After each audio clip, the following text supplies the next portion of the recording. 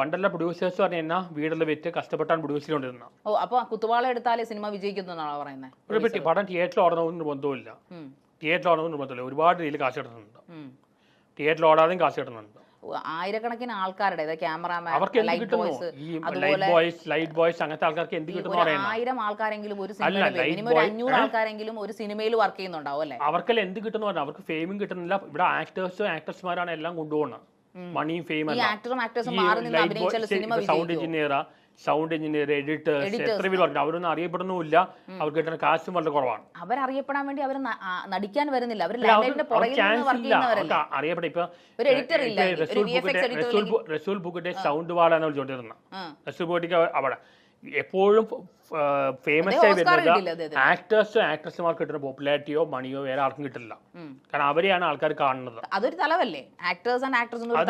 എല്ലാവർക്കും ആക്ടേഴ്സും ആക്ട്രസും ആവാൻ പറ്റില്ലല്ലോ. അത് സിനിമ ഫീൽഡിൽ ആക്ടേഴ്സും ആക്ട്രസ്മാരെക്കാട്ടിലും കോൺട്രിബ്യൂട്ട് ചെയ്യുന്ന സ്ക്രിപ്റ്റ് റൈറ്റേഴ്സ് ഒന്നും ആവണില്ല. ഒരു സിനിമ സ്റ്റാർട്ട് ചെയ്യുന്ന സ്ക്രിപ്റ്റ് റൈറ്റർ ആണ്, അയാളൊന്നും അറിയപ്പെടുന്നില്ല. നിങ്ങൾക്ക് തോന്നുന്നുണ്ടോ മോഹൻലാലിന്റെ അത്രയും പോപ്പുലാരിറ്റി പ്രിയദർശനം ഉണ്ടെന്ന്? തീർച്ചയായിട്ടും ഉണ്ട്. മോഹൻലാൽ വേറൊരു തലമാണ്, അദ്ദേഹം ആക്ടർ നിലയിൽ അറിയപ്പെടുന്നതാണ്. ആക്ടറുടെ തലവും ഡയറക്ടറുടെ തലവും രണ്ടല്ലേ? ആക്ടർ അറിയപ്പെടുന്ന പോലെ വേറെ ആരും അറിയപ്പെടും. ആക്ടർ അല്ലെ ആക്ട്രസ്മാർക്ക് കിട്ടുന്ന റെമ്യൂണറേഷനോ ഫെയിമോ വേറെ ആർക്കും എത്രയോ ആൾക്കാർ. ഇപ്പൊ ഞാൻ പോലും സിനിമയെ കുറിച്ച് സിനിമ സീരിയസ് ആയി കാണുന്നവർക്ക് അറിയാം, അല്ലാതെ സാധാരണ പബ്ലിക്കിനെ എങ്ങനെ അറിയാം? സാധാരണ പബ്ലിക് എന്ന് പറയുമ്പോൾ മമ്മൂട്ടി മോഹൻലാലും കിട്ടിയ പബ്ലിസിറ്റി വേറെ ആർക്ക് കിട്ടുന്നത്? തീർച്ചയായിട്ടും മമ്മൂട്ടി മോഹൻലാലും കിട്ടിയ പബ്ലിസിറ്റി ലെജൻസ് തന്നെയാണ്. എന്ന് വെച്ചാൽ മറ്റുള്ളവർക്ക് പൃഥ്വിരാജ് അറിയപ്പെടുന്നില്ലേ? പൃഥ്വിരാജ് അറിയപ്പെടുന്നില്ലേ?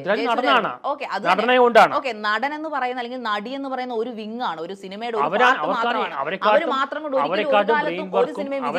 ബ്രെയിൻ വർക്ക് എല്ലാം ചെയ്യുന്ന ഡയറക്ടേഴ്സും.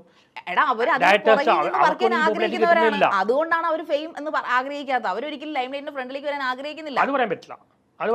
അങ്ങനെ ആഗ്രഹിക്കുന്നുണ്ടെങ്കിൽ അവർ നടനത്തിലേക്ക് വരണ്ടേ? ഹോളിവുഡിലല്ല ഡയറക്ടേഴ്സിന്റെ പേരിലാണ് സിനിമ അറിയപ്പെടുന്നത്. സ്പിൽബർഗിന്റെ പേരില്ല, കാമറൂണിന്റെ പേരിലാണ്, ക്രിസ്റ്റഫർ നോളൻ. ഇവിടെ അങ്ങനെയല്ല, ഇവിടെ ആക്ടറിന്റെ ആക്ടേഴ്സിന്റെ പേരിൽ അറിയപ്പെടുന്ന. ഫോറിൻ കൺട്രീസിൽ അങ്ങനെയല്ല, ഹോളിവുഡിലല്ല. അവിടെ ക്രിസ്റ്റഫർ നോളന്റെ പടം പറഞ്ഞിട്ടില്ലേ? Kamal film, Sathyan Anthikad, Jeethu Joseph. അതല്ല സിനിമ കാണുന്ന മറ്റുള്ളവർ അത്രയും പബ്ലിസിറ്റി കിട്ടില്ല അവർക്ക്. സിനിമ റെഗുലറായി സിനിമ കാണുന്നവരും സിനിമയെ സീരിയസ് എടുക്കുന്ന ആൾക്കാർക്ക് അറിയാം. വേറെ സാധാരണ ആൾക്കാർക്ക് മമ്മൂട്ടി മോഹൻലാൽ അറിയാത്ത മലയാളീസ് ആരെങ്കിലും ഉണ്ടോ? ഇല്ല, തീർച്ചയായിട്ടും ഇല്ല. അല്ല, അത്രയും പബ്ലിസിറ്റി ഞാൻ പറഞ്ഞ ഇവർക്ക് കിട്ടില്ല എന്നുള്ള പറഞ്ഞു. ഇവരുടെ അത്രയും കിട്ടില്ല പറഞ്ഞു. അതിൽ അത്രയും തന്നെ കിട്ടണമെങ്കിൽ അവരെല്ലാരും ആക്ട് ചെയ്യാൻ പോകണ്ടേ? അവർക്കൊന്നും ആക്ട് ചെയ്യേണ്ട ആവശ്യം. ഇതുകൊണ്ട് അവർക്ക് റെക്കഗ്നൈസ് കിട്ടുന്നില്ല.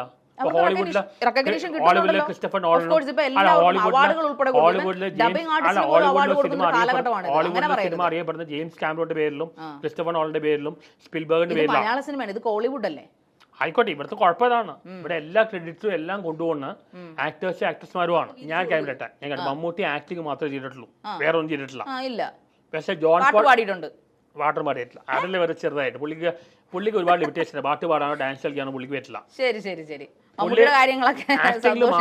മമ്മൂട്ടിക്ക് ആക്ടിങ് മാത്രമേ അറിയുള്ളൂ. അതെന്നെ കഷ്ടപ്പെട്ടാ ചെയ്യുന്ന. അത് ശരി, ആക്ടിങ് മാത്രമേ മമ്മൂട്ടിക്ക് അറിയുള്ളൂ. ആക്ടിങ് മാത്രം അറിയാവുന്ന മോഹൻലാലിന്റെ അത്രയും ടാലന്റ് ആയിട്ട് എനിക്ക് തോന്നിയിട്ടില്ല. മമ്മൂട്ടി ടാലന്റഡ് അല്ല. പുള്ളി പറഞ്ഞിട്ട് തേച്ച് മിനിക്ക് വന്ന നടന്ന പുള്ളി പറഞ്ഞിട്ടുണ്ടോ? ഓഫ് കോഴ്സ് അത് വേണം. ഒരു നടൻ എന്നല്ല ഏത് ജോലിയിലും ഹാർഡ് വർക്ക് ആവശ്യമാണ്. ഒരു ബോൺ ആക്ട് പറയുന്നത് മോഹൻലാലാണ്. മോഹൻലാലിന്റെ മെത്തേഡ് ആക്ടിങ്ങും നാച്ചുറൽ ആക്ടിങ് രണ്ടും ഉണ്ട്. ഇയാൾക്ക് പല റോളും ഇപ്പൊ മമ്മൂട്ടി ചെയ്ത എല്ലാ റോളും മോഹൻലാലിന് പറ്റും, പക്ഷെ മോഹൻലാൽ ചെയ്ത എല്ലാ റോളും മമ്മൂട്ടിക്ക് പറ്റില്ല. ഓരോരുത്തർക്ക് അനുയോജ്യമായതുള്ള മാത്രമേ സ്ക്രിപ്റ്റ് മോഹൻലാലിന് ഒരു 80 അവസാനം 90 എന്റെ ചൈൽഡ്ഹുഡ് സമയത്ത് ബ്രഹ്മയുഗം മോഹൻലാലിനെ കൊണ്ട് ചെയ്യാൻ പറ്റുമോ? അത് അഭിനയിക്കാൻ പറ്റും, പക്ഷെ പുള്ളിയുടെ ബോഡി കാണിക്കുമ്പോഴേ പ്രശ്നമുള്ളൂ. അതെന്താ? പുള്ളിക്ക് അങ്ങനെ സ്റ്റിഫ് ആയിട്ടുള്ള ബോഡി ഇല്ല. അദ്ദേഹം ഏതിനു വേണ്ടിയും തയ്യാറാകുന്ന ഒരു മനുഷ്യനാണ് ലാലേട്ടൻ എന്ന് പറയുന്നത്. എന്റെ ചൈൽഡ്ഹുഡ് സമയത്ത് 80 അവസാനം 90 ആദ്യം അന്ന് മോഹൻലാൽ ചെയ്ത റോൾസിന്റെ റേഞ്ച് ഒന്നും ആർക്കും പറ്റില്ല. വ്യത്യസ്തമായ റോൾസാണ് ചെയ്തത്. ഇപ്പൊ മമ്മൂട്ടി എന്താണ് അന്ന് ചെയ്തെന്താണെന്ന് കുഴപ്പം? മമ്മൂട്ടി അന്ന് ചെയ്ത ഇത്രയും വെറൈറ്റി ഇത്രയും ചെയ്തിട്ടുണ്ട്. അത് മാത്രം പുള്ളിക്ക് ആ സമയത്ത് ഹ്യൂമർ പറ്റില്ലായിരുന്നു, പലതും പറ്റില്ലായിരുന്നു.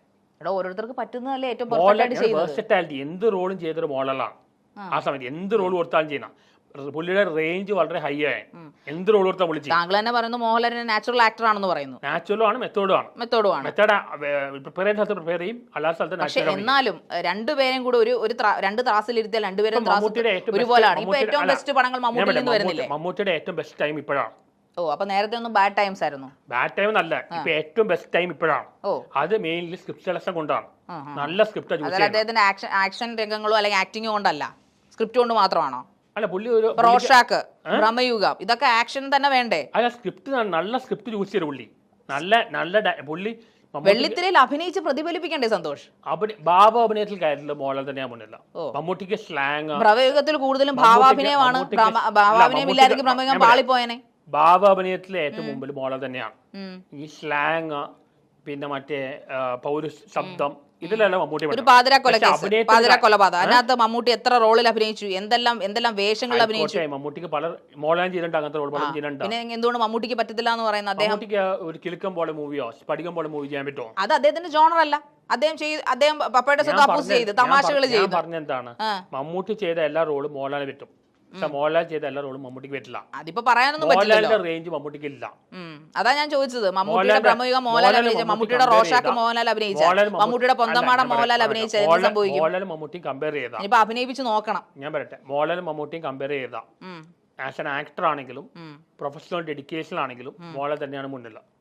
പക്ഷെ പേഴ്സണലി സന്തോഷി പറയുന്നത് കാരണം മമ്മൂക്ക എന്ന് പറഞ്ഞ മെഗാസ്റ്റാറിനെയാണ് താങ്കൾ ചവിട്ടി താഴ്ത്തുന്നത്. ഒരുപാട് ലിമിറ്റേഷൻ ഉണ്ട്, ഒരുപാട് ലിമിറ്റേഷൻ നടന്നു. ആ ലിമിറ്റേഷൻ അപ്പുറം അഭിനയിക്കുന്ന നടനാണ് അദ്ദേഹത്തെ. നമ്മളെ ഹാറ്റ്സ് ഓഫ് അല്ലേ ചെയ്യേണ്ടത്? ഇത്ര കാലങ്ങളായിട്ട് മലയാളം നെഞ്ചിലേറ്റ നടനെ കുറിച്ചാണ് നിങ്ങൾ പറയുന്നത്. ഇയാളെ പോലെ ഒരു ബോൺ ആക്ടർ അല്ല മോഹൻലാൽ, ആക്ടർ ആയി ജനിച്ച ആളാണ്. അദ്ദേഹം പഠിച്ചു ലോയറായി എന്നതാണോ അദ്ദേഹത്തിന്റെ തെറ്റ്?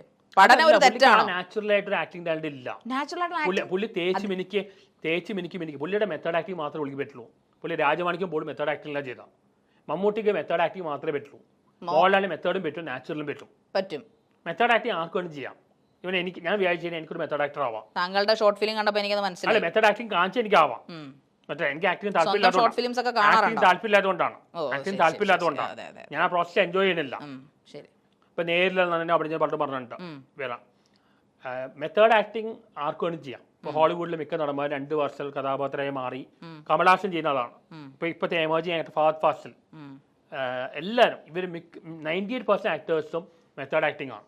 മമ്മൂട്ടി ആണെങ്കിലും. പൃഥ്വിരാജ് വലിയ ആക്ടറായിട്ട് തോന്നിയില്ല. ഒരുപാട് ഫ്ലെക്സിബിലിറ്റി ഇല്ല. ഇപ്പൊ ജയസൂര്യ അതുകൊണ്ടായിരിക്കാം അദ്ദേഹം എല്ലാം ചെയ്യുന്നത്. ഗുരുവായൂർ അമ്പല നടയിൽ എന്ത് ഹ്യൂമർ ആണ് അദ്ദേഹം ഉപയോഗിച്ചിരിക്കുന്നത്? സ്പോണ്ടേനിയസ് ഹ്യൂമർ ആണ്. താങ്കൾ ആ പണം കണ്ടില്ലേ? പൃഥ്വിരാജ് ഇസ് മോർ എ ഫിലിമേക്കർ ആണ്. ഓക്കെ. ആടുജീവിതം ഒന്നും ആ പ്രതീക്ഷ വന്നിട്ടില്ല. പൃഥ്വിരാജ് ആസ് എൻ ആക്ടറിനെക്കാട്ടും ഫിലിമേക്കർ ആണ്. പുള്ളി ഒരു ഫിലിമേക്കർ ആണ്. ആക്ടിംഗിൽ ഇപ്പൊ കമൽഹാസനെക്കാട്ടും വലിയ ആക്ടറായിട്ട് എനിക്ക് തോന്നി മോഹൻലാലാണ്. താങ്കളുടെ പെർസ്പെക്റ്റീവ് ആണ്. കമൽഹാസൻ മെത്തേഡ് ആക്ടറാണ്, നാച്ചുറൽ ആക്ടിംഗ്. അപ്പോൾ താങ്കളുടെ അഭിപ്രായത്തിൽ മോഹൻലാൽ മാത്രമേ ഉള്ളൂ സിനിമ കൊണ്ടുപോകുന്നത്? ഞാൻ കണ്ടതിൽ വെച്ച് ഏറ്റവും വലിയ ആക്ടർ മോഹൻലാലാണ്. ഓക്കെ, നല്ല വലിയ ആക്ടർ തന്നെയാണ്. പക്ഷെ എന്ന് വെച്ചിട്ട് മമ്മൂട്ടി മോശം നടനല്ല. മോശം നടനാണ് പറഞ്ഞില്ല. ഞാൻ കമ്പയർ ചെയ്യുമ്പോൾ കഴിവില്ലെന്നാണ് താങ്കൾ പറഞ്ഞത്. കഴിവില്ലെന്ന് ഞാൻ പറഞ്ഞിട്ടില്ല. അതായത് കഴിവില്ല. കമ്പയർ ടു മോഹൻലാലാണ് ബെറ്റർ. ഇപ്പൊ മോഹൻലാലിന്റെ പടങ്ങളെക്കാളും കൂടുതൽ ഹിറ്റാന്ന് മമ്മൂട്ടിയുടെ പടങ്ങളാണല്ലോ. ഹിറ്റ് ആയതുകൊണ്ട് കാര്യം രജനീകാന്തിന്റെ എത്ര പടം ഹിറ്റ് ആയിട്ട് ഓടുന്നു. ഇതുകൊണ്ട് അയാൾ നല്ല ആക്ടറാണ്. ക്ലാസിക് മൂവീസ് അദ്ദേഹം ചെയ്തില്ലേ? ഭ്രമയുഗം, റോഷാക്ക് രജനീകാന്തിന്റെ എത്രയോ പടങ്ങൾ ഓടിയിരിക്കും. മമ്മൂട്ടി മോഹൻലാൽ ഒരിക്കലും ചെയ്തിട്ടില്ല റോഷാക്ക് പോലുള്ള പടങ്ങള്, കണ്ണൂർ സ്ക്വാഡ് പോലുള്ള പടങ്ങള്. അതുപോലെ ഈ പറയുന്ന ഭ്രമയുഗം മോഹൻലാൽ ചെയ്തിട്ടുണ്ട്. ടൈപ്പ് ഓഫ് പുള്ളിയുടെ കുഴപ്പം പറഞ്ഞാൽ പുള്ളി ഇപ്പൊ ഒരു കംഫർട്ട് സോണിലാണ്. കംഫർട്ട് സോണോ? സോണിലാണ് ഇപ്പൊ മോഹൻലാലിന്റെ ഫോക്കസ് സിനിമയിലോ ആക്ടിങ്ങിലല്ല. പുള്ളിയെ ചുറ്റും ഒരു ഗ്യാങ് ഉണ്ട്, അവരാണ് കൺട്രോൾ ചെയ്യുന്നത്. അങ്ങനെ 80s 90s അങ്ങനെയല്ല. മോഹൻലാലാണ് തീരുമാനിച്ചോണ്ടിരുന്ന. മോഹൻലാൽ അന്ന് അദ്ദേഹത്തിന്റെ യൗവനത്തിന്റെ യൗവനം പറയാൻ പറ്റില്ല. മമ്മൂട്ടി യൗവനല്ലേ? മമ്മൂട്ടി ഇന്നും മോഹൻലാലാണ്. നിങ്ങൾ മമ്മൂട്ടി ക്രിട്ടിസൈസ് ചെയ്യുന്ന അവഹേളിക്കുന്നു. അദ്ദേഹത്തിന്റെ ലുക്കിലും മട്ടിലും എല്ലാം അദ്ദേഹം സിനിമയ്ക്ക് വേണ്ടി ഡെഡിക്കേറ്റ് ചെയ്യുന്ന ഒരു മനുഷ്യനാണ്. ഞാൻ പറയട്ടെ, പറയൂ. ഇന്നാളെ സിബി മലയിൽ ദശരഥ എന്ന സിനിമയും കൊണ്ട് മോഹൻലാൽ ചെന്നപ്പോ മോഹൻലാലിന്റെ അടുത്ത് എത്താൻ പോലും പറ്റുന്നില്ല പലർക്കും. പല ഡയറക്ടേഴ്സിനും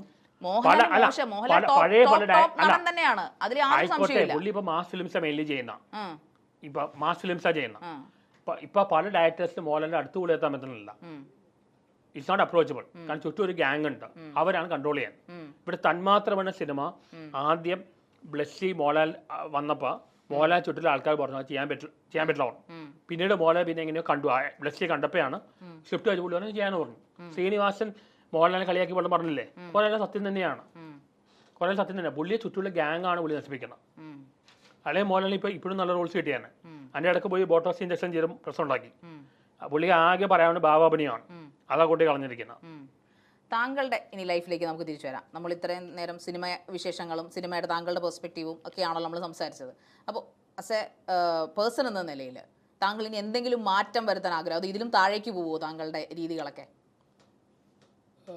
നെഗറ്റീവായി പറയുന്ന ഇങ്ങനെ ചില കാര്യങ്ങൾ ഒഴിവാക്കണമെന്നുണ്ട്. എന്തുകൊണ്ട് മലയാള സിനിമ റിവ്യൂ ചെയ്യുമ്പോൾ താങ്കളുടെ റിവ്യൂ ഇപ്പോൾ ലേറ്റസ്റ്റ് ആയിട്ട് ചെയ്ത റിവ്യൂകൾ ഒരുപാടുണ്ടല്ലോ, ഒരുപാട് മിക്ക സിനിമകളും ഇപ്പൊ ഇവിടെ നടക്കുന്ന റിവ്യൂ അല്ല, കോമാളിത്രമാണ്. അപ്പൊ അതിൽ താങ്കളും പെടത്തില്ലേ? ഞാൻ പെടുന്നില്ല, കാരണം ഞാൻ റിവ്യൂ ശരിക്കും ജെന്യുവൻ റിവ്യൂ പറയുന്ന വേറെ പല ആൾക്കാരും ഉണ്ട്. ഇപ്പൊ കിംബോയ് കുറെ ആൾക്കാർ ഉണ്ടല്ലോ. അശ്വങ്കോക്കിനെക്കാട്ടും ജെന്യുവൻ റിവ്യൂ എനിക്ക് തോന്നിയത് ഉണ്ണിൽ ലോകാണ്. അശ്വങ്കോക്കും കുറെ കോമാളിത്തരം കാണിക്കുന്നുണ്ട്. ഷസാം മെയിൻലി ടെക്നോളജി അതൊക്കെയാണല്ലോ. എനിക്ക് കുറച്ചുകൂടെ ടെക്നിക്കലായിട്ടും എല്ലാ രീതിയിലും പറയുന്നത് ഉണ്ണിൽ ലോക തോന്നിക്കുന്നത്. താങ്കൾ ഏത് തരത്തിലാണ് ഇനി റിവ്യൂ? ഞാൻ തിയേറ്റർ റിവ്യൂയുടെ ആളാണ്. തിയേറ്റർ റിവ്യൂ സ്റ്റാർട്ട് ചെയ്യുന്നതാണ്. ഞാൻ ആ തിയേറ്റർ റിവ്യൂ ഒരു ബ്രീഫായിട്ട് ഒരു ഷോർട്ട് ടൈമിൽ കൊടുക്കുന്ന ആളാണ്. മുഖ്യധാര സിനിമകളിലേക്ക് ഈ ഷോർട്ട് ഫിലിം നിർത്തിയിട്ട് മുഖ്യധാര സിനിമകളിലേക്ക് ശ്രമിക്കുന്നുണ്ടോ? ഞാൻ ഇപ്പോൾ ഒമറിലൂടെ പടത്തിൽ അഭിനയിച്ചു, മമ്മൂട്ടിയുടെ ബസ്സുകയിൽ അഭിനയിച്ചു. ഞാൻ ആക്ടിങ്ങിനോട് വലിയ പാഷനൊന്നുമില്ല, വലിയ റീടേക്ക് ഒന്നും എടുക്കുന്നില്ല. അധികം റീടേക്ക് എടുക്കില്ല, പെട്ടെന്ന് ആവുന്നുണ്ട്. പക്ഷെ എനിക്ക് ആ ഒരു ആക്ടിങ് അതുകൊണ്ടല്ല, എന്റെ നാച്ചുറൽ ആക്ടിംഗ് ആണ്. ആക്ടിംഗ് പ്രോസസ് ഞാൻ എൻജോയ് ചെയ്യുന്നില്ല. നാച്ചുറൽ ആക്ടിംഗ് ആണ് താങ്കളുടെ? ഞാൻ അങ്ങനെ പ്രിപ്പയർ ചെയ്യാറില്ല. എന്നെ അങ്ങനെ കമ്പയർ ചെയ്യും. ഞാൻ അങ്ങനെ വലിയ ആക്ടർ ഒന്നല്ല. എന്റെ പോപ്പുലാരിറ്റി ഉപയോഗിച്ചാണ് ആൾക്കാർ അഭിനയിക്കുന്നത്, ഞാൻ ആക്ടറെ കൊണ്ടല്ല. എന്റെ പോപ്പുലാരിറ്റി ഉപയോഗിച്ചാണ് അഭിനയിക്കുന്നത്, ഞാൻ വലിയ ആക്ടർ ഒന്നല്ല. പക്ഷെ എന്നാലും ഞാൻ വിചാരിച്ച അത്ര മോശമല്ല, അത്ര മോശം ആക്ടർ അല്ല. പക്ഷേ താഴത്തെ കമന്റുകൾ വായിച്ചു കഴിഞ്ഞാൽ ഓടുമല്ലോ. നേര് പലതും കണ്ടിട്ട് നല്ല അഭിപ്രായം പറഞ്ഞവരുണ്ട്. പക്ഷെ ഞാൻ എന്തൊക്കെ വന്നാലും ആക്ടിംഗ് പ്രോസസ് എൻജോയ് ചെയ്യുന്നില്ല. എൻജോയ് ചെയ്യുന്ന ഈ ചളി അടിക്കുന്നതാണോ? ചളിയല്ല, എനിക്ക് ഏറ്റവും ഇഷ്ടം ഇന്റലക്ച്വൽ കാര്യം പറയുമ്പോഴാണ്. ഇന്റലക്ച്വൽ പ്ലഷർ ഞാൻ ഏറ്റവും എൻജോയ് ചെയ്യുന്ന ഇന്റലക്ച്വൽ പ്ലഷർ എന്ന് പറയും. അതായത് ഫിലോസഫി അല്ലെങ്കിൽ ക്വാണ്ടം മെക്കാനിക്സ് അങ്ങനത്തെ കാര്യം ചർച്ച ചെയ്യാൻ താല്പര്യം. അത് ചെയ്യുന്നുണ്ട്, പക്ഷെ അത് മാത്രം ചെയ്താൽ ഞാൻ ഔട്ടാവും. ഈ മാസിന്റെ സപ്പോർട്ട് പോകും.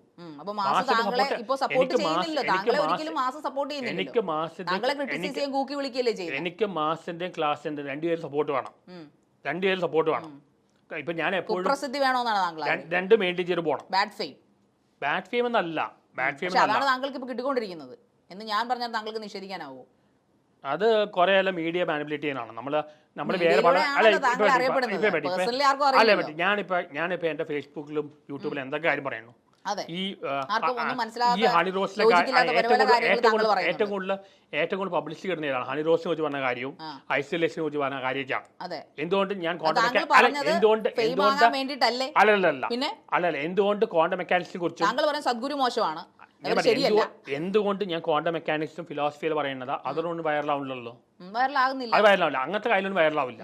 ഇങ്ങനെ എന്തെങ്കിലും ഇങ്ങനത്തെ കാര്യം മാത്രമേ വൈറലാവുള്ളൂ. താങ്കൾക്ക് അത്രയും തൊലിക്കെട്ടിയുണ്ടോ? അതായത് ഈ ഫിലോസഫി സംസാരിക്കുമ്പോൾ നമുക്കൊരു അഭിമാന ബോധമാണ്, നമ്മൾ പഠിച്ചതിനെ കുറിച്ചാണ് സംസാരിക്കുന്നത്. അത് നല്ല രീതിയിൽ താങ്കൾ റെൻഡർ ചെയ്യുകയും ചെയ്യുന്നുണ്ട് ഇന്റർവ്യൂവിൽ. പക്ഷേ താങ്കൾ ഇതേ വാഗൊണ്ട് തന്നെ ഇതേ സംസാരിച്ച അതേ വ്യക്തി തന്നെ ഹണി റോസിനെ കുറിച്ചും മറ്റ് കാര്യങ്ങളെ സിനിമാ നടികളെ കുറിച്ചും ഇങ്ങനെ സംസാരിക്കുമ്പോൾ അതൊരു തരം മ്ലേച്ഛതയല്ലേ എന്ന് താങ്കൾക്ക് തോന്നിയിട്ടില്ല? ഇതൊരു മോശമായ പ്രവൃത്തിയാണ് താങ്കൾക്ക് തോന്നിയിട്ടില്ല? താങ്കൾ ലജ്ജിപ്പിക്കുന്നില്ല? എന്തുകൊണ്ട് മോഹൻലാൽ അല്ലെ മമ്മൂട്ടി റൊസാക്കും മറ്റേ കണ്ണൂർ സ്ക്വാഡ് ഇതെല്ലാം ചെയ്യുന്നു, ഒപ്പം ടർബോ ചെയ്തത് അനോളജി. അപ്പൊ മമ്മൂട്ടി മോഹൻലാലും മാസ് മാത്രമല്ല, മാസും ക്ലാസ് രണ്ടുപേരും സപ്പോർട്ട് ഉണ്ട്. താങ്കൾ തിരിച്ച് മമ്മൂട്ടി മോഹൻലാൽ താങ്കൾ തിരിച്ച് ഞാൻ എക്സാമ്പിൾ പറഞ്ഞു അവര് രണ്ടുപേരും സപ്പോർട്ട് ഉണ്ട്. ക്ലാസ്സും ഉണ്ട് മാസും ഉണ്ട്, രണ്ടുപേരും ചെയ്യുന്നുണ്ട്. അതേ കാര്യം ഞാനും ചെയ്യുന്നുള്ളൂ. നടൻ ബാലയ്ക്കെതിരെ മുൻ ഭാര്യമാരായ അമൃത സുരേഷും എലിസബത്ത് ഉദയനും ഗുരുതരമായ ആരോപണങ്ങളാണ് ഉന്നയിച്ച് മുന്നോട്ട് വന്നിട്ടുള്ളത്. പുതിയ ചില വെളിപ്പെടുത്തലുകളുമായി എലിസബത്ത് വീണ്ടും രംഗത്ത് വരികയും ചെയ്തിട്ടുണ്ട്. തനിക്കെതിരെ ഉണ്ടായ ആക്രമണങ്ങളെക്കുറിച്ചും ബാലയുടെ യഥാർത്ഥ സ്വഭാവം എന്താണെന്നുമാണ് എലിസബത്ത് വെളിപ്പെടുത്തിയത്. ഈ വിഷയത്തിൽ പ്രതികരിക്കുകയാണ് സോഷ്യൽ മീഡിയ വൈറൽ താരമായ സന്തോഷ് വർക്കി. മുൻപ് ബാലയുമായി ചില പ്രശ്നങ്ങൾ ഉണ്ടായതിനെ തുടർന്ന് സന്തോഷ് വാർത്തകളിൽ നിറഞ്ഞു നിന്നിരുന്നു. പലപ്പോഴും ബാലയുടെ വീട്ടിലേക്കും ഇദ്ദേഹം പോയിരുന്നു. എന്നാൽ ബാല തന്നെ 2 തവണ അടിച്ചിട്ടുണ്ടെന്നാണ് സന്തോഷ് പറയുന്നത്. മുൻ ഭാര്യ നടനെതിരെ ഉന്നയിച്ചിരിക്കുന്ന കാര്യങ്ങളെല്ലാം സത്യമാണെന്നും അതിന് സാക്ഷിയായ വ്യക്തിയാണ് താനെന്നും പറഞ്ഞാണ് സന്തോഷ് വർക്കി എത്തിയത്. സോഷ്യൽ മീഡിയയിലൂടെ പങ്കുവച്ച വീഡിയോയിലാണ് ബാലയെക്കുറിച്ചുള്ള ഞെട്ടിക്കുന്ന കാര്യങ്ങൾ താരം പറഞ്ഞത്. ബാലയെക്കുറിച്ച് എലിസബത്ത് പറയുന്നതൊക്കെ സത്യമാണ്, അതിന് സാക്ഷിയാണ് ഞാൻ. ബാലയുടെ വീട്ടിൽ പല പെണ്ണുങ്ങളും വരുന്നത് ഞാൻ കണ്ടിട്ടുണ്ട്. 2 തവണ എന്നെ വീട്ടിൽ വിളിച്ചു വരുത്തി അടിച്ച ആളാണ്. 2ാമത്തെ തവണ എന്നെ അടിച്ചതിന് ശേഷമാണ് ഒരു കള്ള വീഡിയോ എടുത്തത്. ശേഷം എന്റെ വീടറിയാം, വീട്ടിൽ വന്ന് അടിക്കുമെന്ന് പറഞ്ഞു. ബാലയുടെ കയ്യിൽ ഒരു അരിവാളുണ്ട്, അത് ഞാനും കണ്ടിട്ടുള്ളതാണ്, എന്നെയും അത് കാണിച്ചു. എലിസബത്ത് പറയുന്നതൊക്കെ സത്യമായ കാര്യങ്ങളാണ്. ആദ്യം പറഞ്ഞതൊക്കെ വളച്ചൊടിച്ചു. ഇയാൾ ജീവിതത്തിലും നല്ലോണം അഭിനയിക്കാൻ അറിയുന്ന വ്യക്തിയാണ്. തോക്കിന്റെ കേസിൽ എനിക്ക് ഒരുപാട് നഷ്ടമുണ്ട്. അഡ്വക്കേറ്റ് അത് വാദിക്കുന്നുണ്ട്. എത്രയൊക്കെ നഷ്ടമുണ്ടായാലും എനിക്ക് സത്യം പറയാതിരിക്കാൻ വയ്യ. ഞാൻ ബാലയെ പരിചയപ്പെടുന്ന സമയത്ത് പാലക്കാട് നിന്നും ഒരു പെൺകുട്ടി വരുമായിരുന്നു. അതിനെക്കുറിച്ച് എലിസബത്ത് ബാലയോട് ചോദിക്കുമ്പോൾ ഞാനും അവിടെയുണ്ട്. എന്നെ 2 തവണ വീട്ടിൽ വിളിച്ചു വരുത്തി ശാരീരികമായി ഉപദ്രവിച്ചു. ആശുപത്രിയിൽ കിടന്നപ്പോൾ മുതൽ എലിസബത്താണ് ബാലയെ ശുശ്രൂഷിച്ചത്. പക്ഷേ ഒരു നന്ദിയുമില്ലാത്ത രീതിയിലാണ് എലിസബത്ത് ശരിയല്ല എന്ന് എന്നോട് പറഞ്ഞത്. ഒരുപാട് പേര് ഉപദ്രവിച്ചിട്ടുണ്ട്, അക്കൂട്ടത്തിലാണ് എന്നെയും ആക്രമിച്ചതെന്നും സന്തോഷ് വർക്കി പറയുന്നു. കഴിഞ്ഞ വർഷമാണ് ബാലയും സന്തോഷ് വർക്കിയും തമ്മിലുള്ള പ്രശ്നങ്ങൾ തുടങ്ങുന്നത്. ഇദ്ദേഹത്തെ ബാല തടവിൽ വെച്ചിരിക്കുകയാണെന്ന തരത്തിൽ ആരോപണം വന്നെങ്കിലും സന്തോഷ് വർക്കി തനിക്കെതിരെ ചാരപ്പണി നടത്തുകയാണെന്നാണ് ബാല പറഞ്ഞത്. എന്നാൽ ബാലയെ തനിക്ക് പേടിയാണെന്നും അദ്ദേഹത്തിനൊപ്പം ഗുണ്ടാ സംഘമുണ്ടെന്നുമൊക്കെ അന്നും സന്തോഷ് പറഞ്ഞിരുന്നു. ഇതേ കാര്യങ്ങൾ ശരിവയ്ക്കുന്ന രീതിയിലാണ് ബാലയുടെ മുൻ ഭാര്യയായ എലിസബത്തും സംസാരിച്ചത്. ഇത്രയും കാലം തന്നെയും ഭീഷണിപ്പെടുത്തി വെച്ചിരിക്കുകയായിരുന്നു എന്നും അതാണ് ഒന്നും മിണ്ടാതിരുന്നതെന്നുമാണ് ഡോക്ടർ കൂടിയായ എലിസബത്ത് പറഞ്ഞത്. മകളുടെ പേരിൽ ഉണ്ടായിരുന്ന ഇൻഷുറൻസിലും വിവാഹമോചന രേഖകളിലും ക്രമക്കേട് നടത്തിയെന്ന് ആരോപിച്ച ബാലയുടെ മുൻ ഭാര്യയും ഗായികയുമായ അമൃത സുരേഷും രംഗത്ത് വന്നിരുന്നു. തന്റെ ഒപ്പടക്കം മാറ്റിയിട്ടുണ്ടെന്നും അമൃത ആരോപിച്ചിരുന്നു. പിന്നാലെയാണ് എലിസബത്ത് രംഗത്ത് വരുന്നത്.